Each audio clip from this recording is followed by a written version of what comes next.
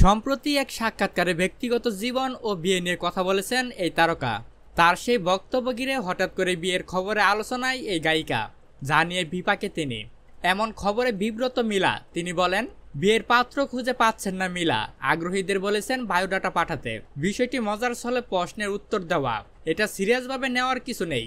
দেখলাম বিভিন্ন গণমাধ্যম বিয়ে প্রসঙ্গে বলা অংশটুকু শিরোনাম করেছেন। আমি আপাতত বিয়ে নিয়ে ভাবছি না, এখন কেরিয়ার নিয়ে ভাবছি। যখন ভাববো আপনাদের জানিয়ে বিয়ে করব।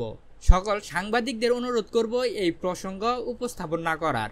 তিনি আরো বলেন, বিয়ের খবর সংবাদ মাধ্যমে আসার পর মোবাইলে মেসেজে ভরে গেছে। মোট কথা আমি বিপাকে পড়েছি। এমন খবর আমাকে বিব্রত করছে। সবাইকে অনুরোধ করব ও হেতুক খবর এড়িয়ে কাজে ফোকাস করা। সম্প্রতি মিলা ইনসাফ সিনেমার পার্টি গানে কণ্ঠ দিয়েছেন। এই গানে কণ্ঠ দেওয়ার মধ্য দিয়ে চলচ্চিত্রে দীর্ঘ 7 বছরের বিরতি ভাঙেন মিলা। তার গাওয়া ওই গানের সুরকার ও সঙ্গীত পরিচালক শওকত আলী ইমন। আসছে ঈদে সিনেমাটি মুক্তি পাওয়ার কথা রয়েছে।